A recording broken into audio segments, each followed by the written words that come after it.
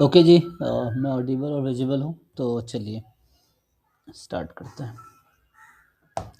तो कल हम लोग अभी तक हम लोगों ने जो ये यूजीसी नेट स्टैटिस्टिक्स जो अभी जून 2026 में है,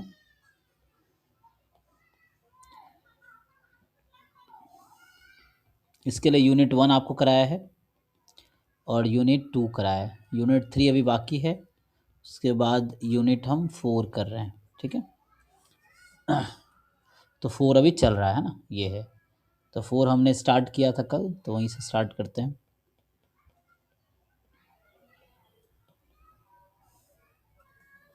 तो हम लोग ये देख रहे थे एस्टिमेशन थ्योरी, है ना। एंड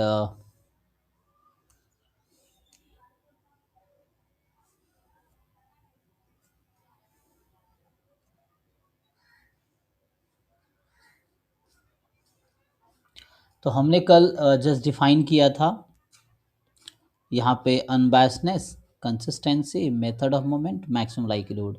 इससे रिलेटेड कुछ डाउट है तो बताइए, ठीक है ना। तो अभी हम बात कर रहे थे इफ़िशियंसी की बात करेंगे और U M V U E की बात करेंगे, ठीक है। तो वैसे तो मैं कंपैरिजन बता देता हूँ, है ना।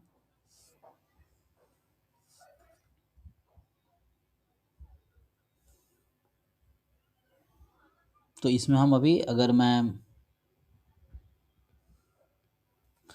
पहले मैं रिलेटिव इफ़िशियंसी को डिफाइन कर देता हूँ। तो इसमें रिलेटिव इफ़िशियंसी में क्या है कि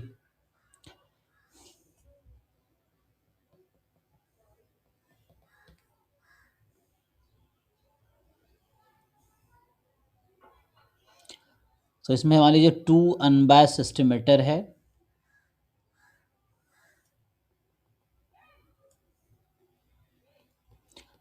Let T1 and T2 be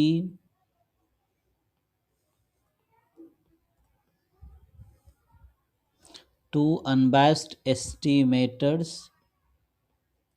ठीक है। Let T1 and T2 be two unbiased estimators। अगर अनबायस्ड है तो then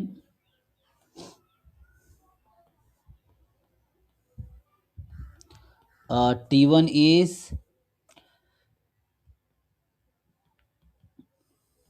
more efficient than T2 if and only if variance of T1 is less than equal to variance of T2। तो ये basic ये तरीका है आपका रिलेटिव इफिशिएंसी डिफाइन कर रहे हैं हम लोग, है।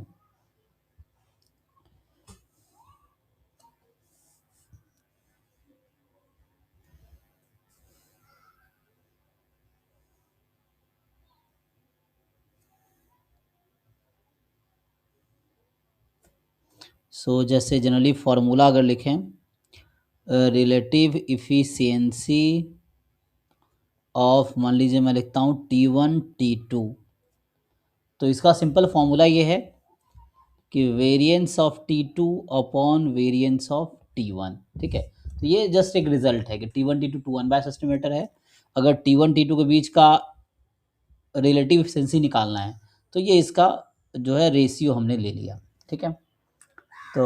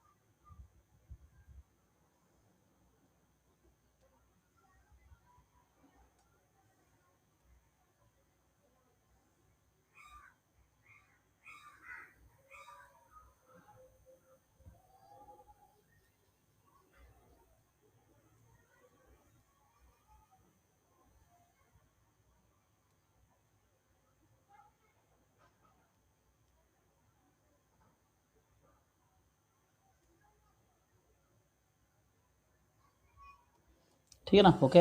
ऐसे ही कई बार most efficient estimator word use होता है, मोस्ट इफिशिएंट एस्टिमेटर। तो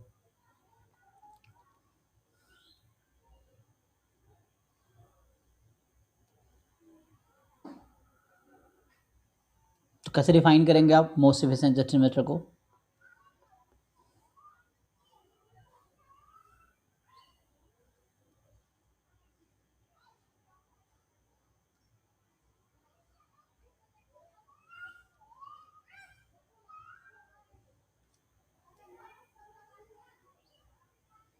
तो इसका जो वेरिएंस है वो स्मॉलेस्ट होगा, वो तो होगा ही, प्लस अगर हम बोले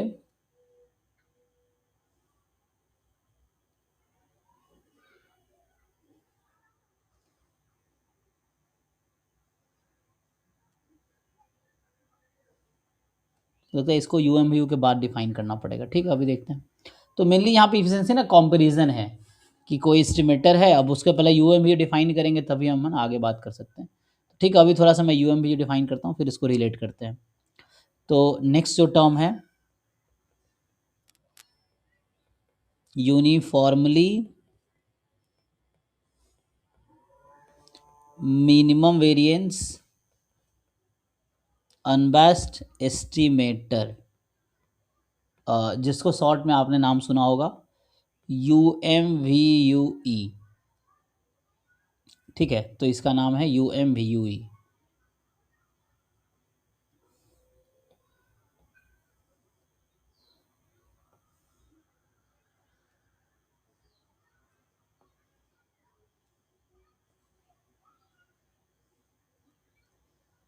तो डिफाइन कैसे करेंगे इसको हम लोग?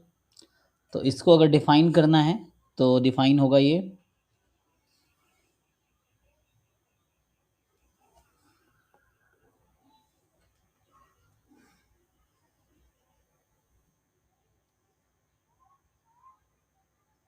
पता होगा सबको ऐसे तो।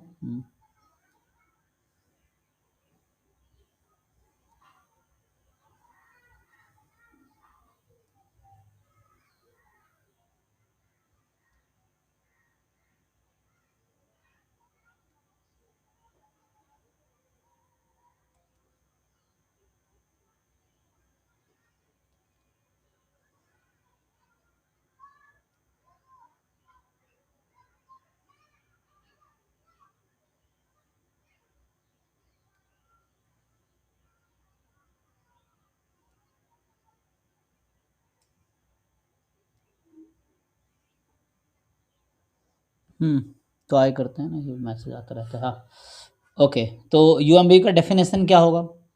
तो नाम से ही क्लियर है ना, uniformly minimum variance unbiased estimator. तो इसका अगर डेफिनेशन लिखेंगे तो सिंपल है, मान लीजिए मैं ऐसा लिख दूं, let you be set of all unbiased, या बुक में देखें क्लास लिखा रहता है ना, क्लास ऑफ, तो क्लास वही रिप्रेजेंट कर रहा है। तो class of all unbiased estimator of theta, मान लीजिए इस तरह से है। So let you be class of all unbiased estimator of theta, theta के जितने भी अनबायस्ड एस्टिमेटर है उसका एक क्लास है यू। तो होगा let T1 belongs to U, U मतलब class of all unbiased estimator है। So be such that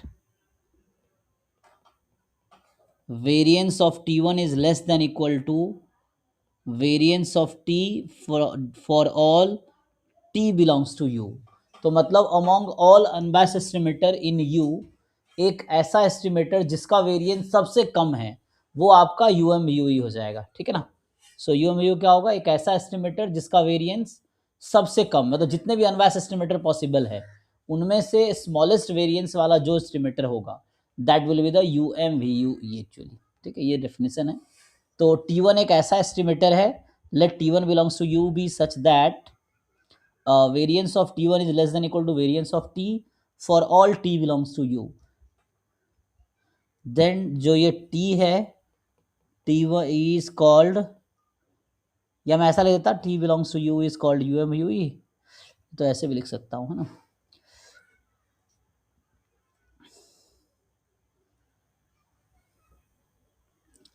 So T1 belongs to U is called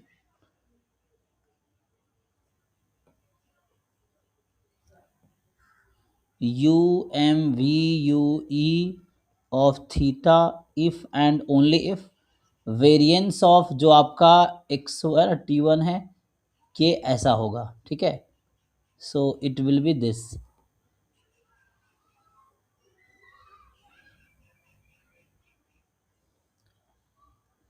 for all T belongs to U। तो ये सिंपल है। अभी जो मैं मोस्ट इफिशिएंट कह रहा था उस पर आते हैं, ठीक है। तो मतलब जितने भी अनबायस्ड एस्टिमेटर है उसमें स्मॉलेस्ट वेरिएंस वाला जो एस्टिमेटर होगा दैट विल बी UMUE। ये तो हो गया डेफिनेशन आपका UMUE का। अब जैसे मेनली आगे क्या आपसे पूछता है इसमें निकालना की, तो डिफाइन किया मैंने इफिशिएंसी मेनली है ना, रिलेटिव इफिशिएंसी डिफाइन किया, देन UMUE डिफाइन किया। अब ये Rao Blackwell sorry Rao Cramer lower bound, okay, जिसको क्रैमर राव लोअर बाउंड बोलते हैं ना, तो यहाँ राव क्रैमर है ना, वही है। सो राव एक अलग ऑथर है, क्रैमर दूसरे ऑथर है, दो लोग मिलकर पेपर लिखते हैं ना, तो उनका एक पेपर है जिसमें उन्होंने एक लोअर बाउंड दिया है, इसको डिफाइन कर लेते हैं। तो ये जो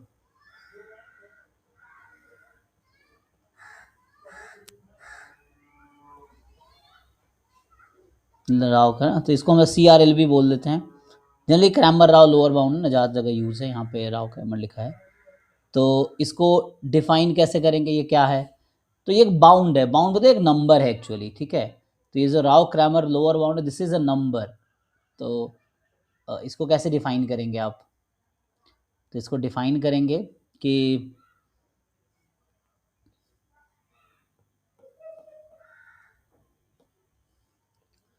लेट, अभी लिखा ना U be the class of, तो वैसे लिखता हूँ जैसे ऊपर लिखा ना, let U be class of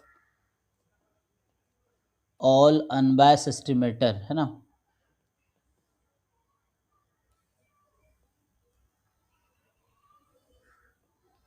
of theta,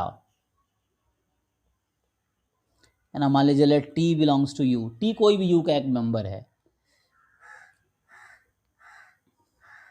then ये जो राव क्रैमर लोअर बाउंड या क्रैमर राव लोअर बाउंड जो है दैट सेज, सो आप कोई भी एक अनबायस्ड एस्टिमेटर ले लो थीटा का, तो उसका जो वेरिएंस होगा that will be more than equal to, so variance of T will be more than equal to, ठीक है, किसका CRLB, तो उसका नाम लिख देता हूँ। तो पूरा लिखेंगे तो क्या आता है, थीटा का है, थोड़ा जनरलाइज कर दे इसका, है ना, ऐसे शॉर्ट में ऐसा लिखते हैं CRLB of theta. So that is, इसी को एक्सटेंड करेंगे तो variance of T is more than equal to 1 ये आता है आई थीटा, इसको और लिखेंगे आप। सो दैट इज ये CRLB ऑफ है ना थीटा जो है 1/I थीटा है, और ये क्या है आपके पास, variance of T is more than equal to, एक तो है minus of expectation of double derivative of log likelihood function, ये पूरा है। तो ऐसा समझिए, इस तरह के कई सारे फॉर्म है, तो मैं लिख देता हूँ ऐसे। सो इस तरह से ये एक फॉर्म है, और भी कई सारे फॉर्म है, तो मैंने एक ही अभी लिखा है। ये लाइक्लीहुड फंक्शन, कल हमने मैक्सिमम लाइक्लीहुड एस्टिमेटर डिफाइन किया था, तो उसमें हमने लाइक्लीहुड फंक्शन भी डिफाइन किए थे, तो वही लाइक्लीहुड फंक्शन यहाँ पे है। तो ये एक फॉर्म है, बाकी इसके जनरलाइज फॉर्म बता देता हूँ। तो ये पहला है मान लीजिए, है ना। दूसरा मैं ऐसा लिख देता हूँ, so let T be any, दूसरा फॉर्म में unbiased estimator of G theta, तो फंक्शन ऑफ कोई थीटा होगा। देन जो ये CRLB कहता है कि जो आपका वेरिएंस ऑफ T होगा that will be more than equal to CRLB of G theta, है ना। तो इसका मतलब ये हुआ, अब ये CRLB ऑफ जी थीटा है क्या, सो इसका मतलब है variance of T more than equal to G dash theta whole square upon I theta. तो पिछले वाले पार्ट में क्या है, जी थीटा की जगह सिर्फ थीटा था, तो थीटा का डेरिवेटिव 1 हो जाएगा, इसलिए न्यूमरेटर में यहाँ 1 है। ठीक है, तो यहाँ जी डैश थीटा है ना, इसका whole square upon I theta. अब ये आई थीटा क्या होता है, तो where I theta will be actually, so where I theta को हम 4 फॉर्म में लिख सकते हैं। जैसे अभी लिखा था वहाँ, minus of double derivative of log likelihood function, एक तो ये फॉर्म है। एंड दूसरा जो है हमारे पास, इसी को आप लिखेंगे, यही आई थीटा इक्वल होगी minus N time expectation of double derivative of log PDF और पीएमएफ, है ना, तो यहाँ ऐसा लिखता हूँ एफ थीटा एक्स। तो एफ थीटा एक्स लिखने का मतलब है पीडीएफ और PMF where theta will be available, इसलिए थीटा यहाँ लिख दिया है। सो जस्ट ये नोटेशन है पीडीएफ पीएमएफ के लिए, या इसको और फर्दर आप सिंगल डेरिवेटिव के टर्म में भी आप लोग ऑलरेडी जानते होंगे। तो इसको सिंगल डेरिवेटिव के टर्म में जब आप लिखेंगे तो ये होगा expectation of single derivative of log likelihood function and इस पूरे का स्क्वायर, ऐसा। तो मतलब किसका स्क्वायर लगा है यहाँ पे, इस वाले के साथ, expectation of derivative of log likelihood function का स्क्वायर, ये है ना जी, ये आ जाएगा।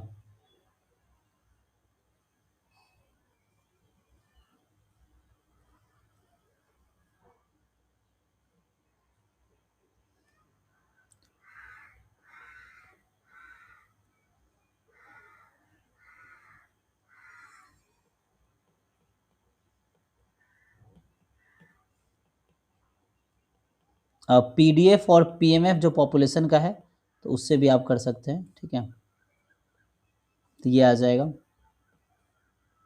ये लास्ट वाले के साथ होगा।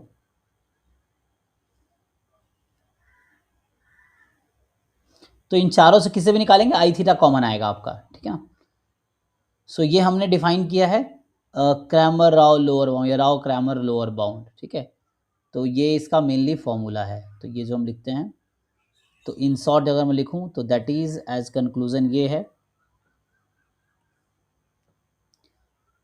कि ये किसका बाउंड देता है, वेरिएंस ऑफ अनबायस्ड एस्टिमेटर, है ना।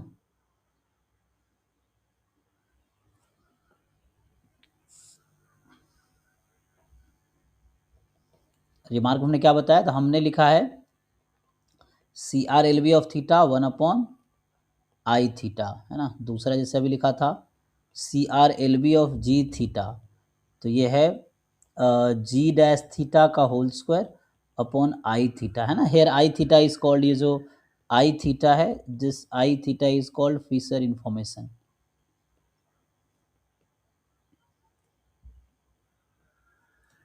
उसका एक्सप्रेशन पहले लिख चुका हूँ मैं ऑलरेडी, तो यही है। एंड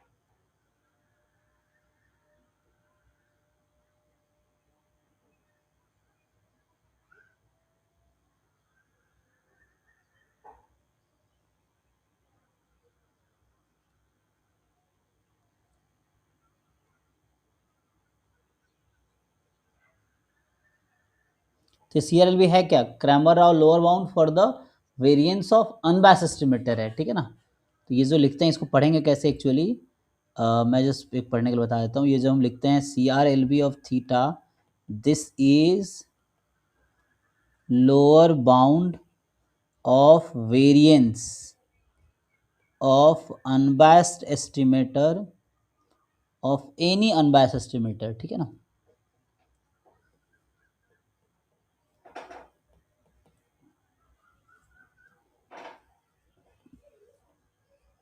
ये इसका पढ़ने का तरीका है, ठीक है ना।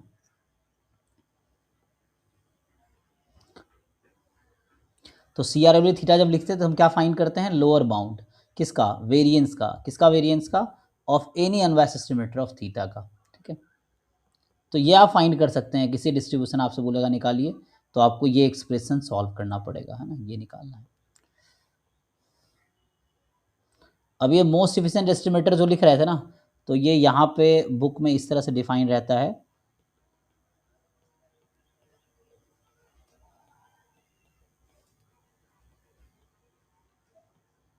ये इसका दूसरा नाम भी है, क्या नाम है, एक मिनिमम वेरिएंस बाउंड, ऐसा कुछ, मिनिमम वेरिएंस बाउंड एस्टिमेटर,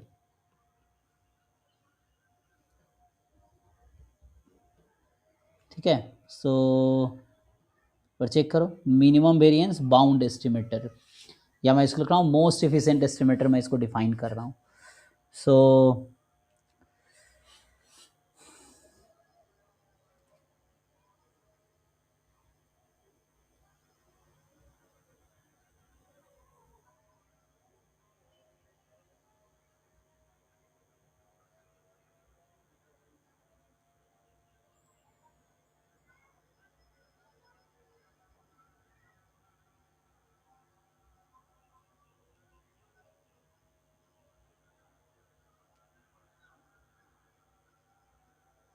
तो ठीक है ना, तो इसको शॉर्ट में या तो मोस्ट एफिशिएंट एस्टिमेटर बोलिए, या उसको बोल दो minimum variance bound estimator, short में क्या लिख सकते हो, एम वी बी ई, ठीक है। एक था U M V U E, ध्यान रखना। सो ये है मिनिमम वेरिएंस बाउंड एस्टिमेटर। अब इसको आप डिफाइन कैसे करेंगे, तो इसका डेफिनेशन ये है कि N unbiased estimator of theta, कोई अनबायस्ड एस्टिमेटर मान लीजिए टी बोल दीजिए, टी है of theta, this is called most efficient estimator. ये एम ई ई शॉर्ट में लिख रहा हूँ इसके लिए, या पूरा भी लिख सकते हो, या इसी का दूसरा नाम है मिनिमम वेरिएंस बाउंड एस्टिमेटर, ठीक है। If and only if variance of T is equal to C R L V of theta, ये अगर इक्वल हो जाए तो हम बोलेंगे कि ये मिनिमम वेरिएंस बाउंड एस्टिमेटर है, देख लो।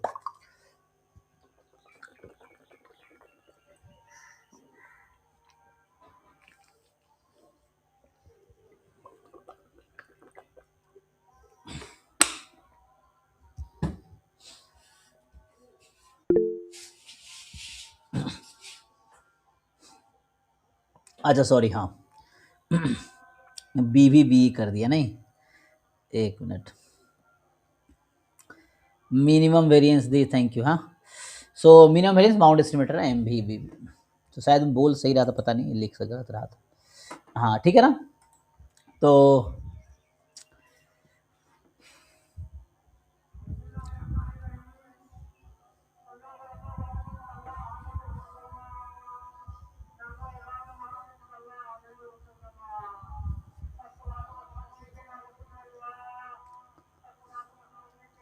लेला जी, तो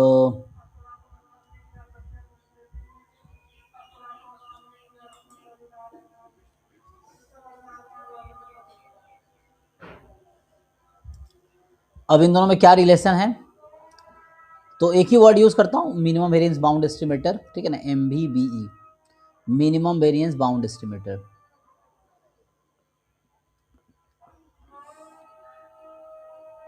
थ्योरम ये है कि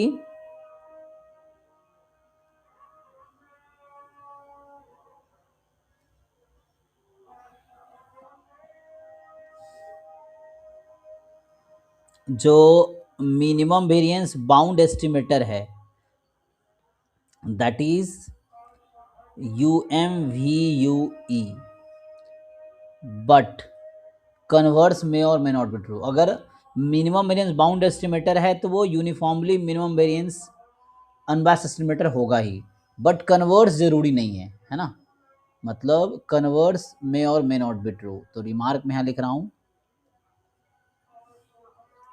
कि uniformly minimum variance unbiased estimator में और may not be minimum variance bound estimator। ये क्लियर है? दोनों का डेफिनेशन समझिए। इसको डिफाइन किया था जितने अनबायस्ड एस्टिमेटर है उसमें सबसे कम वेरिएंस वाला, और यहाँ डिफाइन किया है कि एक ऐसा एस्टिमेटर जिसका variance Cramer Rao lower bound के इक्वल हो जाए। ठीक है, तो जिस एस्टिमेटर का variance Cramer Rao lower bound के इक्वल हो गया तो वो होगा MVBE, और वो UMVU हो जाएगा, बट कन्वर्स जरूरी नहीं है, ट्रू है। सो UMVUE में और मे नॉट बी MVBE। इसका एग्जाम्पल एक बेसिक सा है, अगर मैं आपको एग्जाम्पल दूं तो ये इसमें आता है x1 x2 xn, आप ये ले लो IID normal mu comma sigma square. तो इसका आप UMVUE निकालेंगे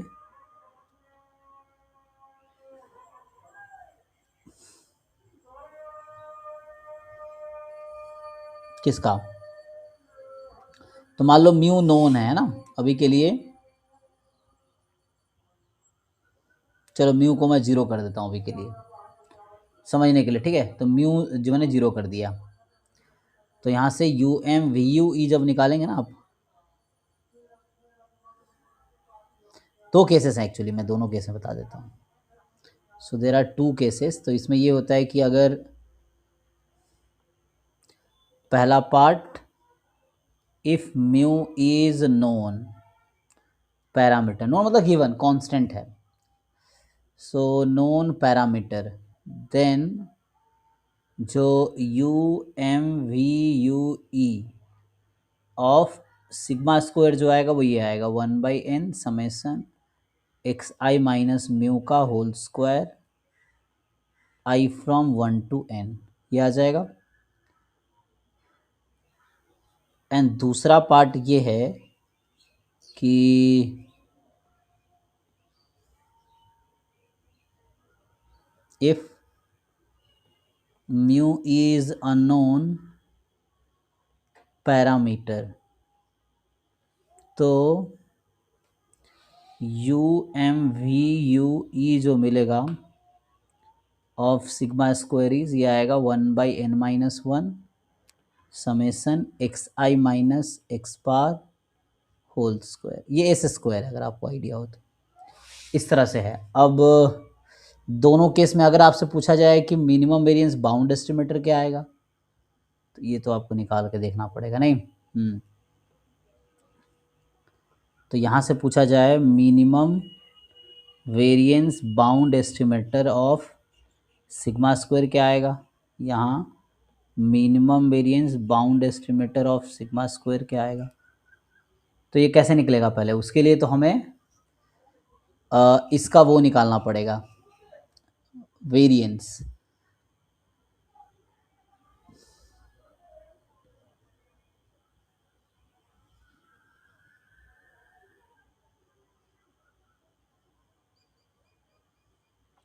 तो यहाँ मैं इस केस की बात कर रहा हूँ, यहाँ आएगा डज नॉट एग्जिस्ट। ठीक है, आप ये चेक करना, कैसे चेक करोगे, तो मिनिमम वेरिएंस बाउंड एस्टिमेटर निकलता कैसे है, तो उसके लिए क्या करना होता है, एक ऐसा अनबायस्ड एस्टिमेटर जिसका वेरिएंस इसके इक्वल हो जाए।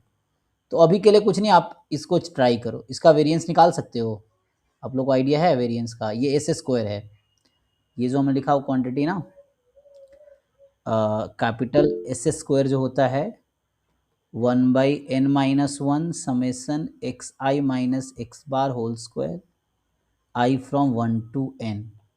सो नॉर्मल वाले में अगर आपसे पूछा जाए वेरिएंस ऑफ एस स्क्वायर कितना होता है, ये आप लोग जानते होंगे 2 सिग्मा की पावर 4 अपॉन n माइनस 1। ठीक है, ये सैम्पलिंग डिस्ट्रीब्यूशन हमने डिस्कस भी किया था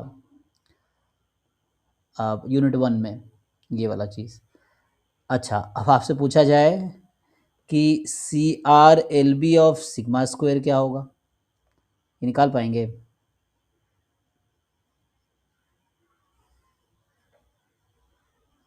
तो निकालना पड़ेगा आपको। तो मैं मेनली दूसरे वाले केस के कंटिन्यू कर रहा हूँ, है ना। जैसे इसका डिस्ट्रीब्यूशन तो क्या आ जाएगा, काई स्क्वायर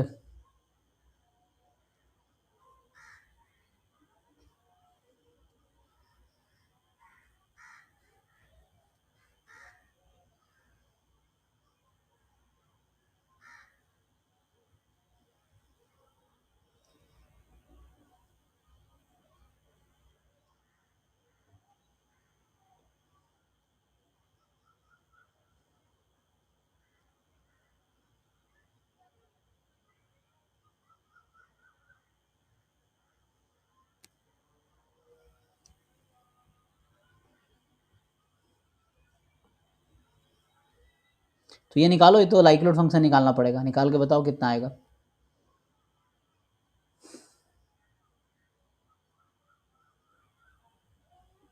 यहाँ आई थिंक कुछ और आएगा ना, मुझे ऐसा लग रहा है कुछ और यहाँ आएगा।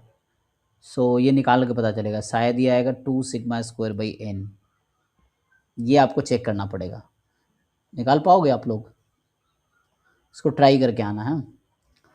और तो ये दोनों इक्वल नहीं होगा, ये चेक करो कितना आएगा। शायद ये आएगा, तो एक बार चेक करो। सिग्मा टू द पावर 4 होगा। 4 ये ठीक है ना, 2 सिग्मा 4 बाई n ना। अच्छा तो इस तरह से कुछ आएगा, एक बार चेक करना पड़ेगा आपको, चेक कीजिए। तो मैं ये कहना चाह रहा हूँ कि इक्वल नहीं है, तो यू एम यू ई जो है ना, ये यू एम यू इसी को हम एस स्क्वायर कहते हैं। तो ठीक है, तो यहाँ से आपके पास ये दोनों इक्वल नहीं आएगा, तो इसीलिए यहाँ पे ना, तो मैं बस ये बताना चाह रहा हूँ कि यहाँ एम बी बी यू कोई एग्जिस्ट ही नहीं करेगा, इससे कम वेरिएंस। देखो यू एम बी यू जो है वो सबसे कम वेरिएंस वाला एस्टिमेटर है। तो जैसे अगर नंबर लाइन पे आपको दिखाना चाहे, सो जैसे ये जो है ना C R L B of theta है इधर, और जो U M V U E है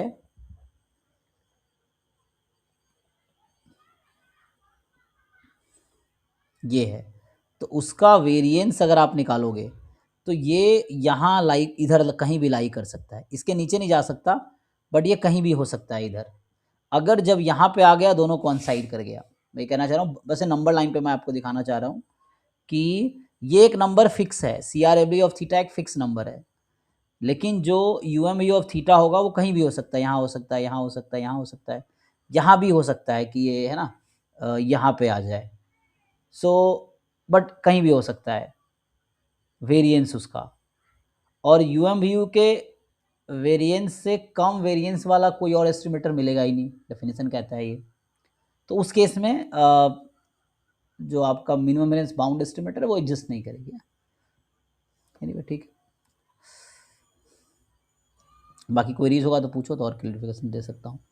तो आगे थोड़ा चलते हैं, सफिशिएंसी और फैक्टराइजेशन थ्योरम दोनों रिलेटेड है, फिर मिनिमल सफिशिएंसी, ये तीनों रिलेटेड है ना।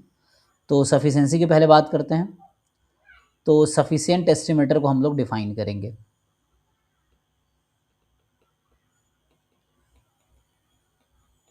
सफिशिएंट एस्टिमेटर कहो या सफिशिएंट स्टैटिस्टिक कहो, ठीक है। सफिशिएंट एस्टिमेटर या कई बार सफिशिएंट स्टैटिस्टिक आप देखते हैं लिखा हुआ।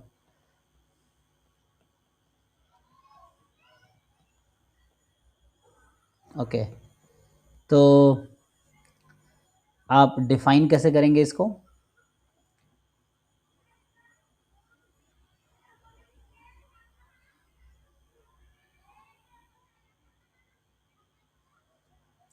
तो मान लीजिए ऐसा है कि लेट x1 x2 xn है ना be a random sample from distribution with PDF F theta.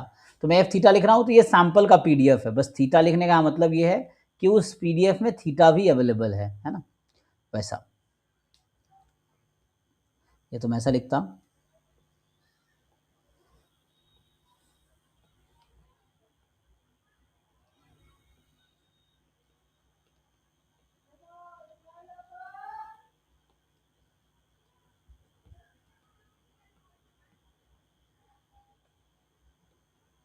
ऐसा, ठीक है, कि x1 x2 xn एक रैंडम सैंपल है साइज n का फ्रॉम डिस्ट्रीब्यूशन विथ पीडीएफ या पीएमएफ एफ थीटा। तो फिर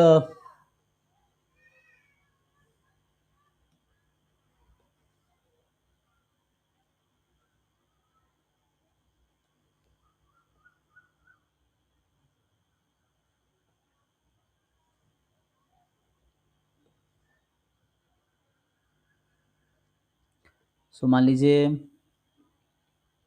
स्टैटिस्टिक टी है, दिस इज सफिशिएंट स्टैटिस्टिक या एस्टिमेटर।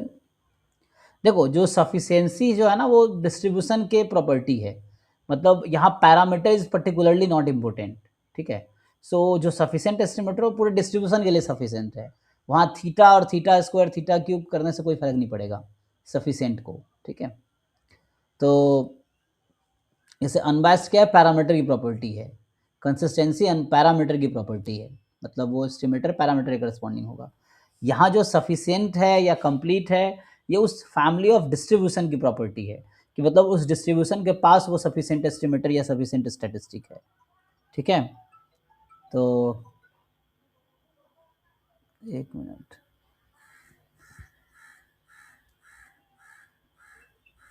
हेलो। हाँ जी, हेलो। हाँ बोलिए, हेलो। हाँ हेलो बताइए। चाची कहाँ है? अच्छा वो तो घरे हो, हाँ फोन ना लगा माइक के, हाँ। किनका से बात हेलो। करे यहाँ के? कुसुम चाची से। अच्छा अच्छा, हम देखिए नंबर ना उनकर ना। लिखा, नंबर लिखा ना, हाँ।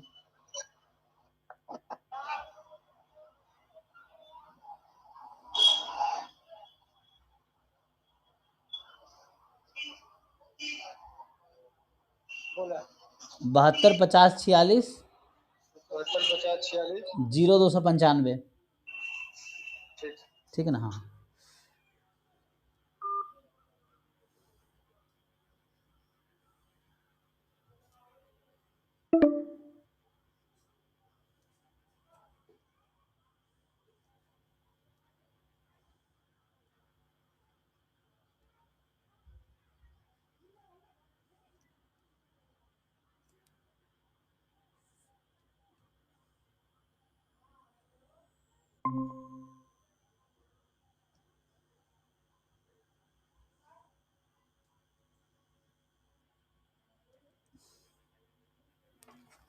ओके एक मिनट, वो इंटरनेट चला गया था तो हम्म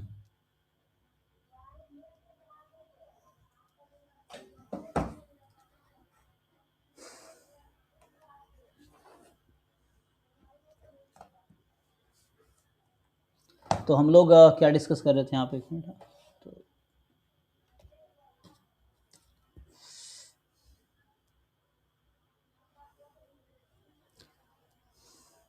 सफिशिएंसी ना, ठीक है ना। तो सफिशिएंसी का मैं डेफिनेशन लिख रहा हूँ पहले। तो ये जो सफिशिएंट एस्टिमेटर है ना, अगर हम डिफाइन करेंगे तो इसका डेफिनेशन कुछ इस तरह से है कि a statistic T is sufficient if and only if conditional distribution, so conditional distribution of x1 x2 xn given t is independent of theta।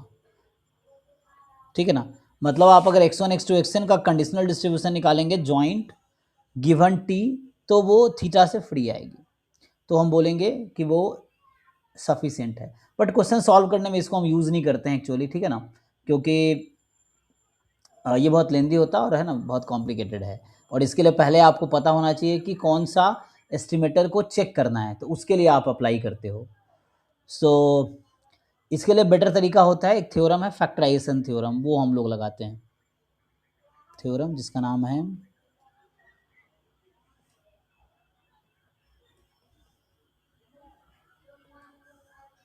तो ये है फैक्टराइजेशन थ्योरम।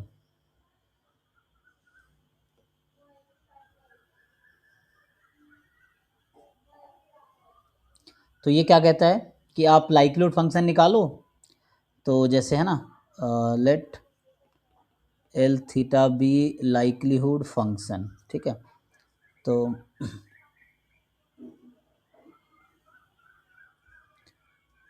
मान लो of random sample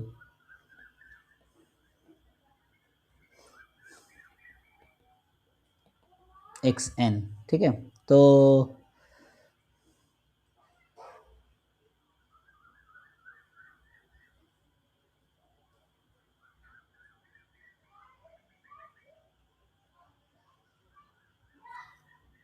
such that,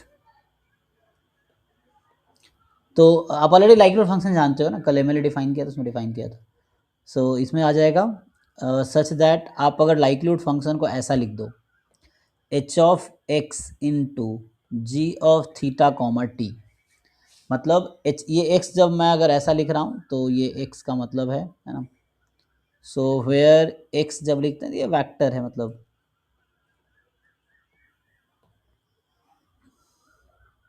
x1 x2 xn, ठीक है।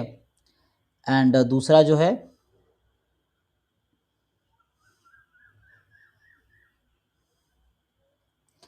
और ये H x जो है, H X is function of x only, है ना।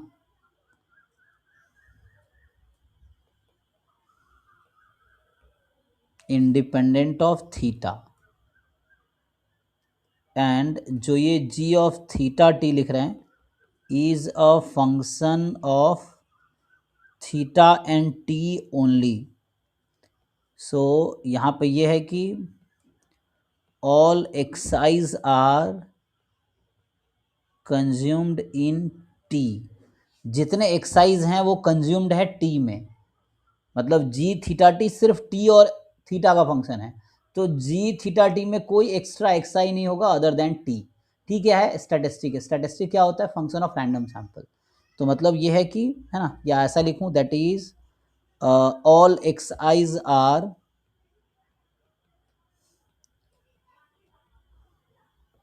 जो एक्सआईज हैं are available in T in g theta 3 through t only, through t only, ठीक है, ये हो जाएगा। तो जो भी, मतलब यहाँ पे मेनली हमारा कहने का पर्पस ये है कि आप लाइक्लीहुड फंक्शन को फैक्टराइज करोगे टू फंक्शंस में, एच एक्स और जी थीटा टी। तो एच एक्स में सिर्फ एक्स होना चाहिए, कोई थीटा और टी नहीं होने चाहिए, और जी थीटा टी में मतलब सिर्फ एक्स का फंक्शन है, कोई थीटा नहीं होना चाहिए। जी थीटा में सिर्फ थीटा और टी होगा, कोई एक्स आई नहीं होगा, इसके अलावा जो भी एक्स आई होगा वो टी के थ्रू आ रहा होगा, मतलब कंज्यूम्ड हो जाएगा टी में। तो इस तरह से इसका है ना, ये फैक्टराइजेशन थ्योरम हमने इस तरह से लिखा है। तो एक क्वेश्चन इस पर करके बता देता हूँ तो बेटर रहेगा, है ना। जैसे कल हमने M L E M M E सब निकाल रहे थे ना, उसी में बता देता हूँ। जैसे अभी के लिए मान लीजिए क्वेश्चन लिख लेते हैं।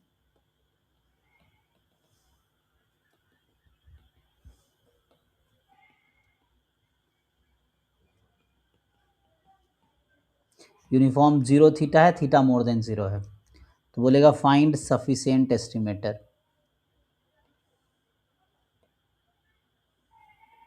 या sufficient statistic for uniform zero theta. जब मैं नहीं कह रहा हूँ थीटा का निकालो, थीटा का पूछूंगा तभी वही मतलब है, थीटा स्क्वायर का पूछेंगे तभी वही मतलब है। सो वी आर सेइंग कि find sufficient statistic for uniform zero comma theta, ऐसा। तो ये आ जाएगा।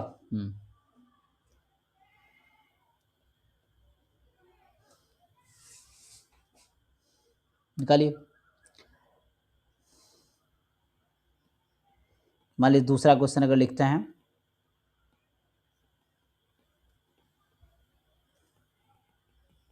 एक्सपोनेंशियल थीटा, यहाँ भी थीटा पॉजिटिव है, तो आप पूछेगा फाइंड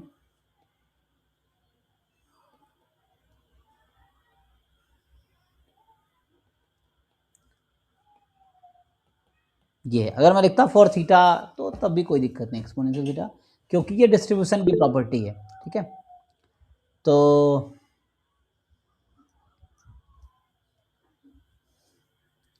सिंपली आपको क्या करना है, अगर मैं सॉल्यूशन लिखूं जैसा आप आंसर बता रहे हैं, तो पहला में जो लाइक्लीहुड फंक्शन आपको मिलेगा, ये मिलेगा 1/थीटा की power n and theta between,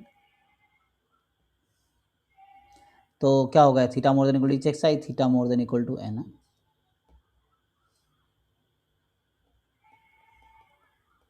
maximum of all X I, मतलब nth ऑर्डर स्टैटिस्टिक जो कि maximum of all X I है। तो इसको और ठीक से लिखेंगे तो ये ऐसा हो जाएगा, 1/थीटा की power n indicator function over theta more than equal to X N, ऐसा समझिए। तो ये प्रोडक्ट में है, तो यहाँ पे अगर आप लिखेंगे तो इसको और थोड़ा ठीक से लिखो, तो मतलब कुछ नहीं है, एक्स का फंक्शन तो 1, constant is also considered as a function of X, कोई दिक्कत नहीं है। सो 1/थीटा की power n indicator function theta more than equal to X N, तो अगर आप यहाँ लाइक्लीहुड फंक्शन को लिखेंगे एच एक्स मतलब X one X two X N, यहाँ एच एक्स हम लिखते हैं जिसका मतलब है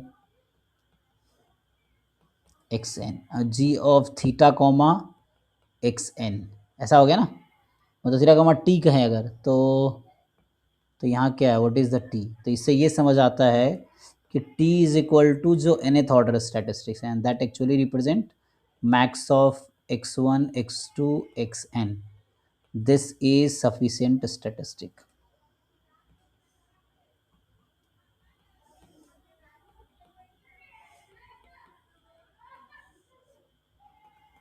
यूनिफॉर्म 0 कॉमा थीटा।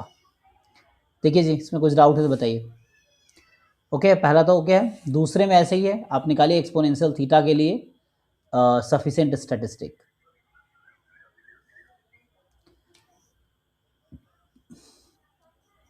क्या आएगा?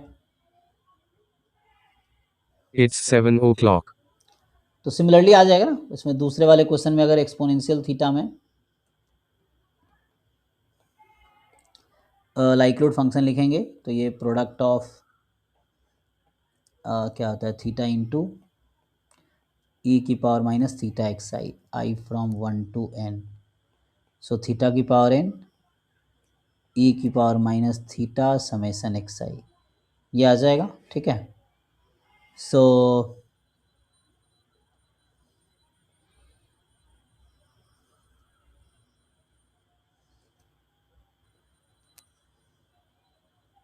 इसको ठीक से फिर से लिख लीजिए, तो ये हो गया 1 इंटू थीटा की पावर एन ई की power minus theta summation X आई,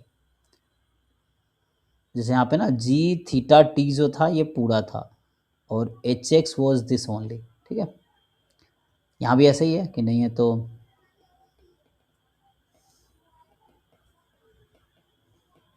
ऐसा आ जाएगा, तो H X is 1 G theta T is this.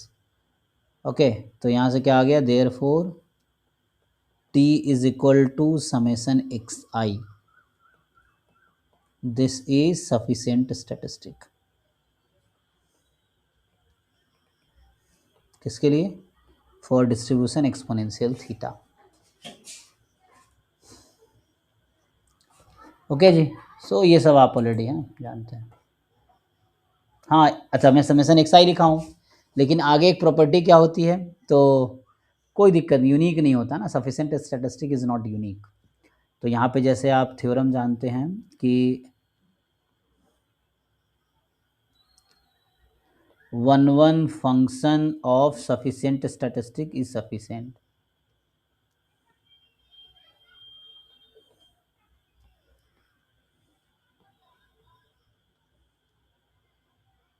ठीक है, तो 1 फंक्शन से मान लीजिए हमने समेसन एक्स आई लिखा, इन्होंने आंसर में एक्स बार बताया, दोनों सही है, क्योंकि जो एक्स बार होगा है ना, also X bar is sufficient. तो X bar is 1 function of summation X I actually. ठीक है, तो 1 function of sufficient statistics also sufficient statistics, किसके लिए? फैमिली ऑफ डिस्ट्रीब्यूशन के लिए। इवन एमएलई में भी ये है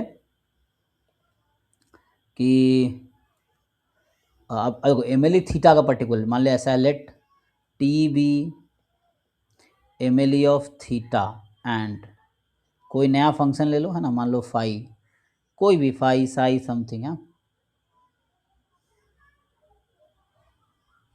कुछ भी ले सकते हैं ना, कि मान लीजिए लेट जी बी या एफ बी है ना, जी बी एनी फंक्शन, ये ऐसा लिखता हूँ सीधा सीधा, then G T is MLE of G theta for any function theta, sorry for any function G. ठीक है,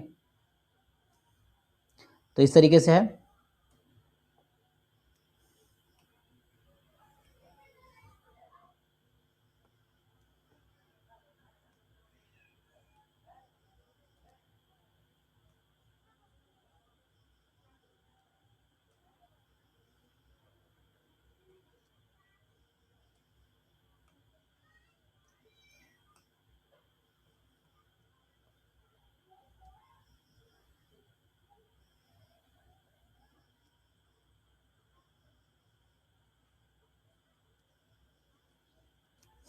अच्छा, अगर था मिनिमल सफिशिएंट, अगर हम मिनिमल सफिशिएंट डिफाइन करें तो मिनिमल सफिशिएंट क्या होता है?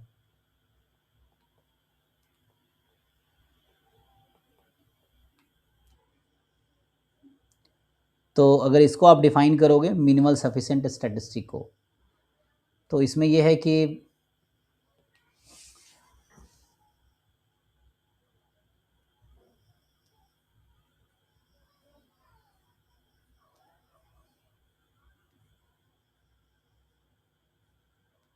मान लो कोई क्लास ले लेते ना, तो मान लीजिए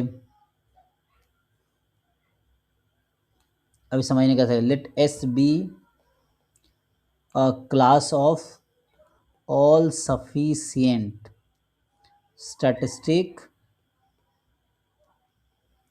फॉर फैमिली ऑफ डिस्ट्रीब्यूशन। तो यहाँ फैमिली वर्ड यूज कर रहे हैं थीटा की वजह से, थीटा चेंज होगा तो डिस्ट्रीब्यूशन चेंज होगी। So family of distribution, so S be the class of all sufficient statistic for family of distribution, let S be the class of all sufficient statistics, है ना, for family of distribution let's say f theta। तो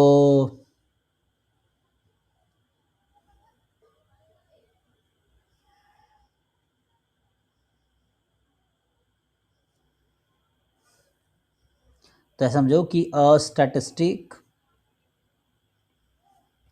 T जो कि S में है, this is minimal sufficient, S में है मतलब सफिशिएंट स्टैटिस्टिक है ना, तो यहाँ लिख सकते हैं a sufficient statistic T। So a sufficient statistic T is, so a sufficient statistic T is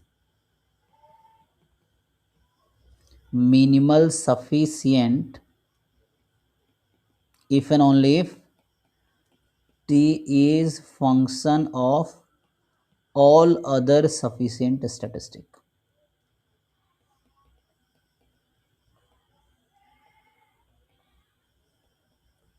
मान लीजिए T1 इन S,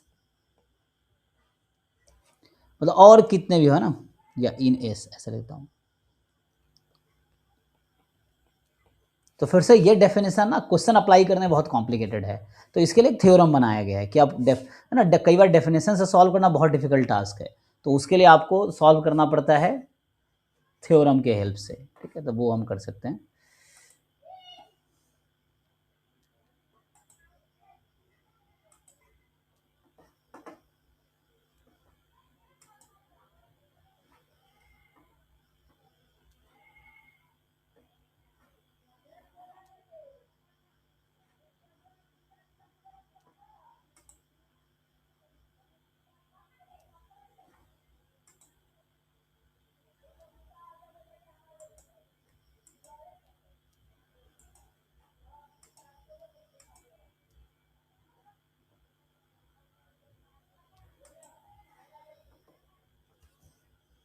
तो थ्योरम क्या है इसके लिए? तो जो इसके लिए थ्योरम है वो ये है कि मान लीजिए late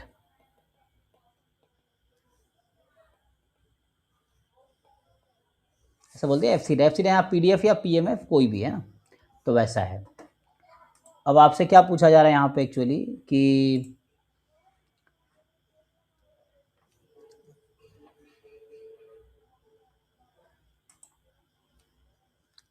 x1 x2 xn f theta है, तो हमारे पास कोई स्टैटिस्टिक है, तो पहले मैंने नोटेशन बताया था ना, let L theta x be likelihood function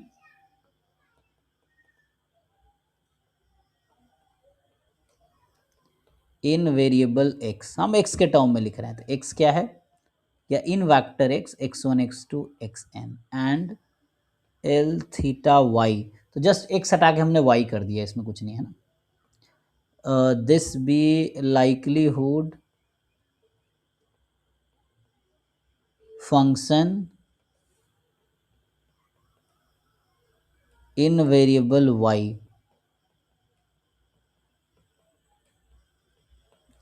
yn, ठीक है। तो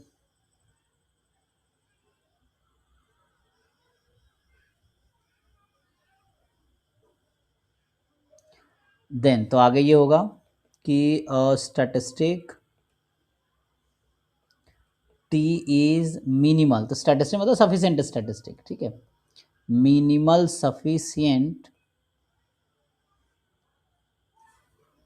if and only if L theta in variable x upon likelihood function in variable y. This is free of theta if and only if, या तो ये है ना आगे, if and only if tx is equal to ty. तो ये इसका definition मतलब थ्योरम है, ये थ्योरम जो हम यूज़ कर रहे हैं। तो ऐसा होगा कि एल थीटा एक्स और अपॉन एल थीटा वाई ये फ्री ऑफ थीटा होगा if and only if T X is equal to T Y.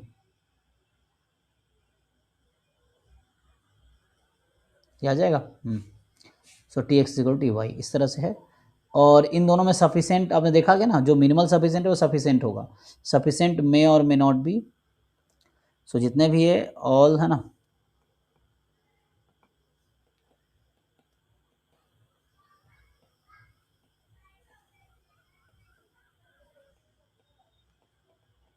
Minimal sufficient statistic is sufficient, but है ना जो सफिशिएंट वाला है स्टैटिस्टिक मे और may not B minimal sufficient, है ना।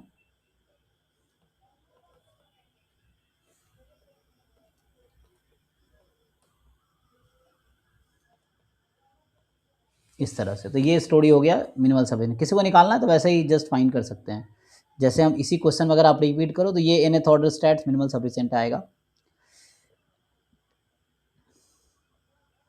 जैसे ना कुछ ट्रिवियल एग्जांपल्स हैं, जैसे मैं आपको जस्ट समझा देता हूँ। जैसे कुछ रिमार्क है, जैसे ये x1 x2 xn, हमने n टपल ले लिया, इसको t ले लिया। सो दिस इज सफिशिएंट स्टैटिस्टिक, ये हमेशा होगा sufficient statistic in all family of distribution, चाहे कोई भी डिस्ट्रीब्यूशन हो उसके लिए सफिशिएंट होगा, जिसको ट्रिवियल है। या दूसरा t बराबर आप ऑर्डर स्टैटिस्टिक ले लो, first order statistic, second order statistic या nth order statistics. So this is sufficient statistic, लेकिन ये मिनिमल सफिशिएंट नहीं है ना। Sufficient statistic for all family of distribution, for all family of distribution, ऐसा, ठीक है। सो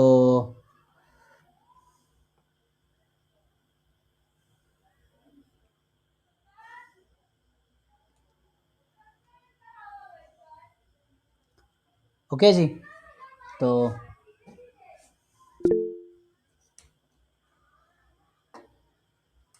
नहीं डिस्क्रिट में भी काम कर जाएगा, क्योंकि ऑर्डर स्टैट डिस्क्रिट में भी डिफाइंड है। वो पीडीएफ और सीडीएफ का फॉर्मूला पर्टिकुलरली कॉन्टिन्यूअस के लिए है, particular work for discrete also, कोई दिक्कत नहीं होगी।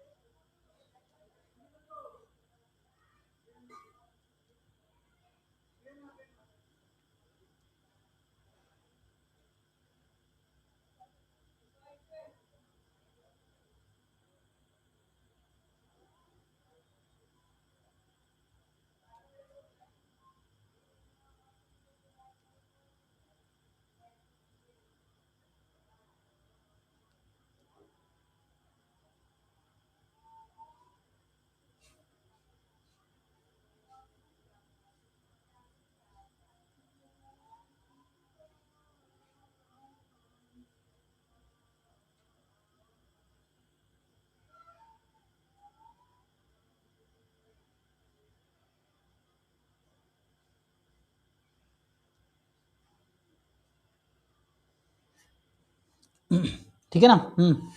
तो अभी कहाँ पे हम लोग हैं, तो यहाँ पे क्या रह गया, अब एनसीलरी डिफाइन कर देता हूँ, फिर कंप्लीटनेस, है ना। ओके, तो एनसीलरी स्टैटिस्टिक क्या होता है, तो एनसीलरी जो है आपके पास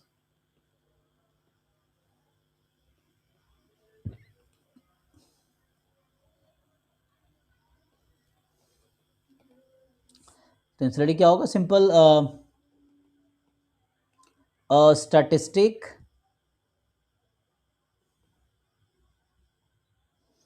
so a statistic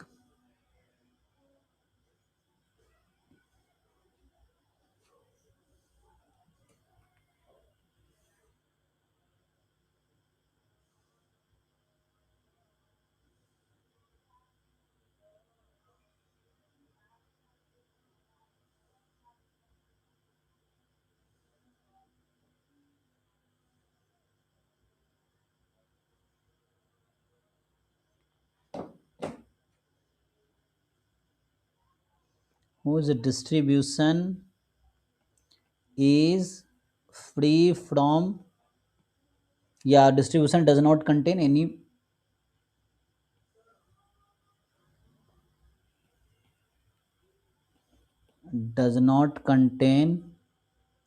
any unknown parameter।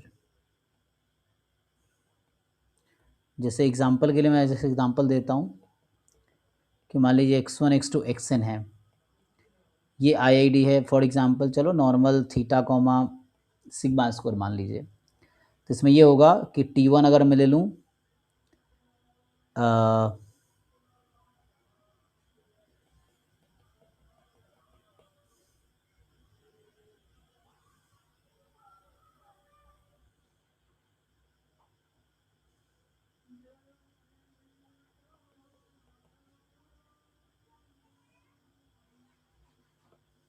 तो मुझे यहाँ पे क्या करना पड़ेगा, रेशियो, है ना।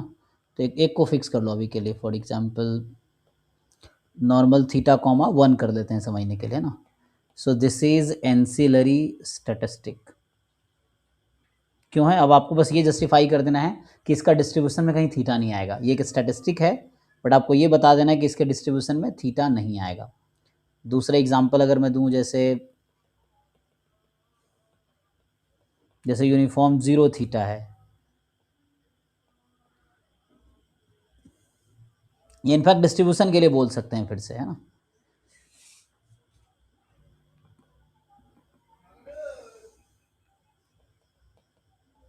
नॉर्मल थीटा कॉमा 1 या यूनिफॉर्म 0 थीटा है, जिसके लिए क्या हो जाएगा, T2 आ जाएगा x1 upon xn, this is ancillary for uniform 0 theta.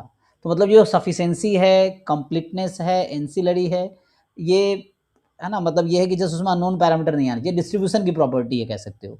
इसको पर्टिकुलरली एक पैरामीटर से बहुत लेना देना नहीं है कि उसमें थीटा में थीटा स्क्वायर हो गया तो चेंज हो जाएगा, कोई चेंज नहीं आएगा।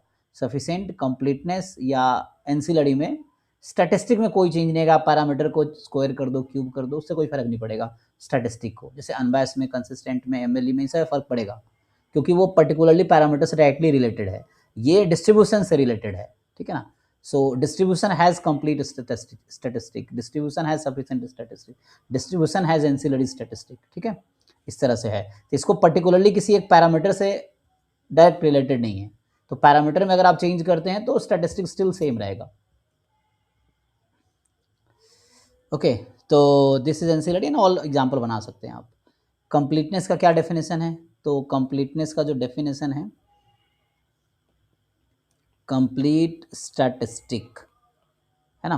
तो कंप्लीट स्टैटिस्टिक अगर आप डिफाइन करेंगे तो अ स्टैटिस्टिक टी इज, थोड़े मैं बहुत ज़्यादा डिटेल में डिस्कस नहीं कर रहा हूँ बिकॉज ऑफ टाइम, मुझे पूरा 10 मिनट करने हैं हमें। So a statistic T is complete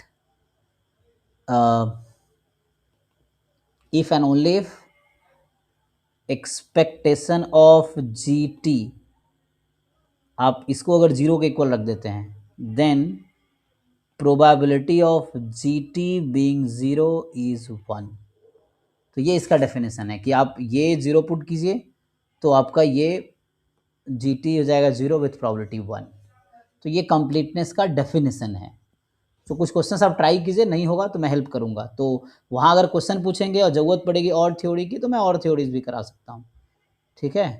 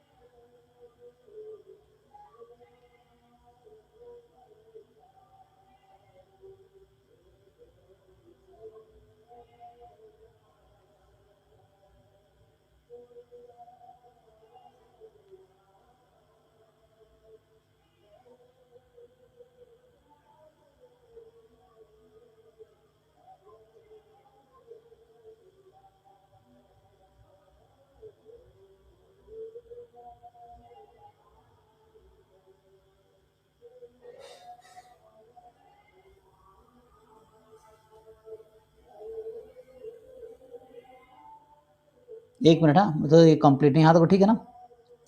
so अब रहता है थ्योरम, ठीक है। ऐसे मुश्किल नहीं, थ्योरम बता ही देता हूँ तो एक कम से कंप्लीट ही हो जाएगा नहीं। सो इसको लिखवा ही देता हूँ, फिर क्वेश्चंस कल करवा दूंगा, दैट ये वाला पार्ट कंप्लीट हो जाएगा। तो अगला क्या लिखाना है, राव ब्लैकवेल थ्योरम क्या होता है, लेमन सेफी थ्योरम क्या और बसूस थ्योरम क्या है, ये लिखाना तीनों।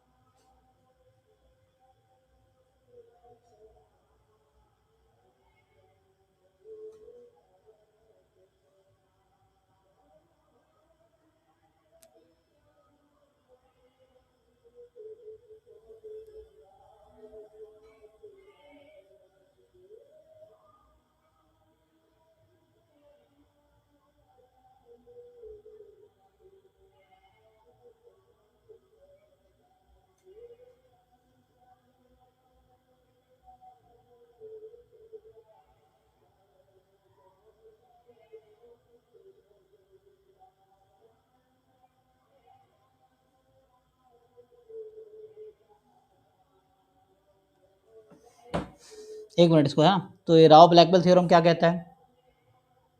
So what is the statement of Rao Blackwell theorem.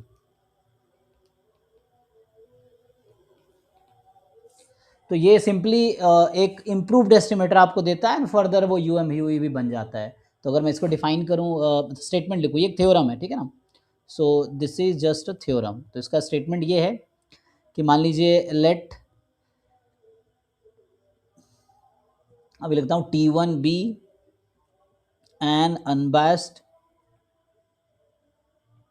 Estimator of theta, theta ही लिख रहा हूँ, आप phi theta, J theta, psi theta लिख सकते हैं। सो T1 माइनस थीटा एंड ये मान लीजिए T B sufficient statistic, sufficient statistic है ना।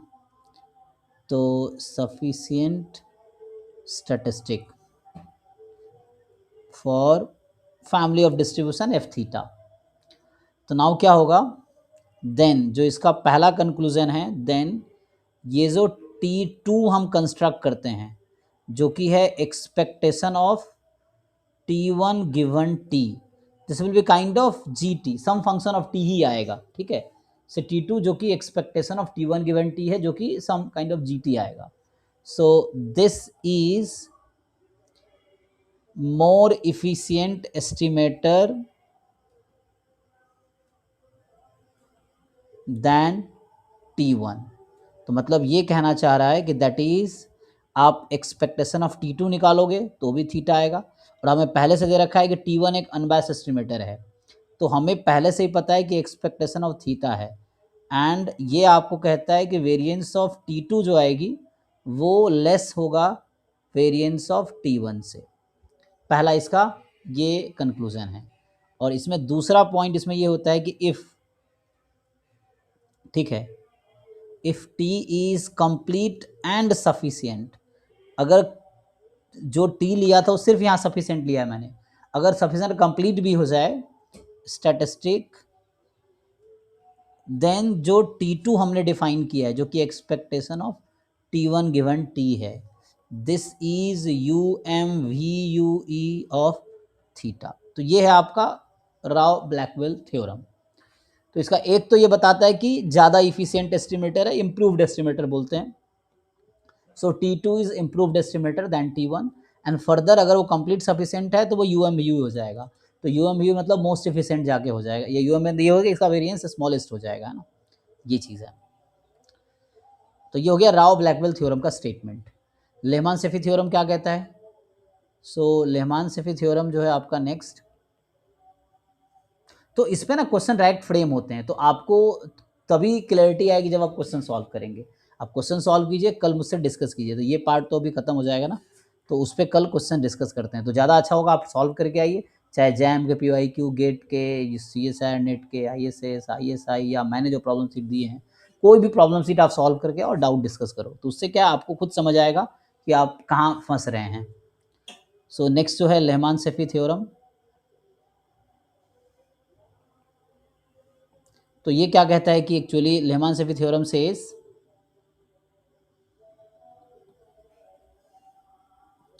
कि let T be complete and sufficient, दोनों हैं statistic for family of distribution F theta जो कि पॉपुलेशन का डिस्ट्रीब्यूशन है।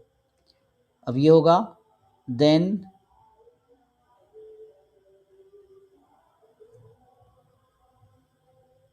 मान लो ऐसा होता है, there exist a function g, मान लो ऐसा होगा, there is a function g such that expectation of GT is equal to theta. मान लो ऐसा होता है कि एक्सपेक्टेशन ऑफ GT थीटा के इक्वल हो जाता है। सो कहता है कि देयर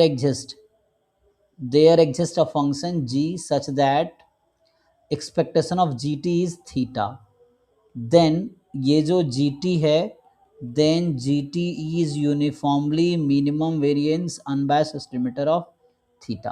तो ये लेमन सफिशिएंट कि आप एक कंप्लीट सफिशिएंट एस्टिमेटर ढूंढो, फिर उसका एक फंक्शन ढूंढो जो अनबायस्ड हो जाए, तो वो UMVU हो जाएगा। तो अल्टीमेटली ये कहता है कि आपको, है ना, क्या कहना चाह रहा है कि आप अनबायस्ड, कंप्लीट, सफिशिएंट तीनों ढूंढ लो, तो अल्टीमेटली वो UMVUE आपको दे देगा। अनबायस्ड होना चाहिए, कंप्लीट होना चाहिए, सफिशिएंट होना चाहिए, तो तीनों अगर कोई ऐसा फंक्शन ऑफ आपको मिल जाता है statistics, so that will become UMVU। ये इसका कंक्लूजन है। और बसूस थ्योरम क्या कहता है? तो ये स्टेटमेंट आपको याद रखना है सो दैट एग्जाम में इस पे क्वेश्चन फ्रेम होंगे और वो आते हैं फ्रिक्वेंटली, है ना। तो ये सिंपली कहता है कि जो कंप्लीट सफिशिएंट स्टैटिस्टिक्स है, जो एंसिलरी स्टैटिस्टिक्स है, वो इंडिपेंडेंट होंगे। तो मान लीजिए ऐसा है कि let T1 be complete and sufficient statistic for F theta and T2 be ancillary statistic for theta, मतलब फॉर एफ थीटा। देन ये कहता है कि T1 and T2 are independent random variable. Independent, क्योंकि जो स्टिमेटर है, स्टैटिस्टिक है, वो रैंडम वेरिएबल ही है ना। सो इंडिपेंडेंट रैंडम वेरिएबल। तो ये बासुस थ्योरम का स्टेटमेंट है कि जो कंप्लीट सफिशिएंट स्टैटिस्टिक्स है और जो एंसिलरी है एक ही फैमिली ऑफ डिस्ट्रीब्यूशन का, तो वो दोनों एक दूसरे से इंडिपेंडेंट होंगे। तो इसका आगे काफ़ी यूज़ है ना। फर्दर आप लिख सकते हैं that is expectation of T1 into T2 बराबर है ना expectation of T1 expectation of T2, इस तरह से, क्योंकि इंडिपेंडेंट है तो ऐसा होगा एंड सो ऑन। बहुत सारे और प्रॉपर्टी आप लिख सकते हो। तो मैंने ब्रीफली एक थ्योरी आपको मैंने शॉर्ट में बता दिया मैं फिर से ना। तो ये कल और आज बस मैंने करके इतना खत्म कर दिया। हालांकि ना पढ़ाएंगे तो आराम से 2-3 सप्ताह डिस्कस कर सकते हैं। बहुत सारे क्वेश्चंस करते हैं तो मेन दिखता है कि ये थ्योरी कैसे अप्लाई हो रहा है। तो वो अभी आप पे छोड़ रखा है मैंने कि आपको इतने सारे प्रॉब्लम सीट दिए गए हैं, आप सॉल्व कीजिए if you are serious aspirant, and then जो भी दिक्कत है आप मुझसे बताइए। तो कल इस पर हम प्रॉब्लम डिस्कस करेंगे। तो ये जो पॉइंट एस्टिमेशन वाला पार्ट है, कल इस पर प्रॉब्लम डिस्कशन होगा। अच्छा, कल तो क्लास होगी नहीं क्योंकि कल मैं ट्रैवल कर रहा हूँ, आज नहीं गया हूँ, कल जाऊँगा हाँ रांची। तो परसों क्लास होगी।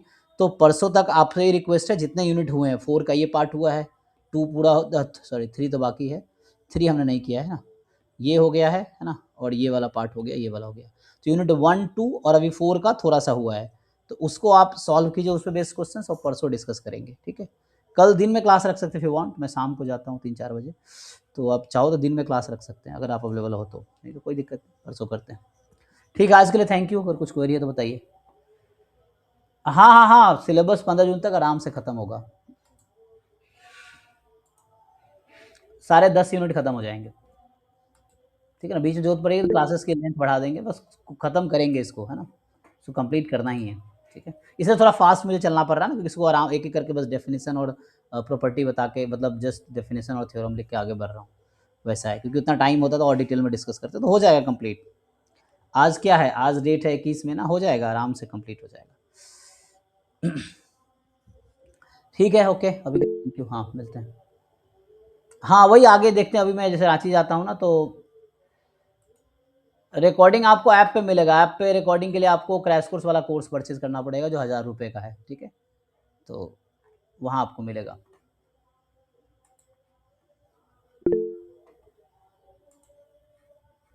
ओके जी, थैंक यू।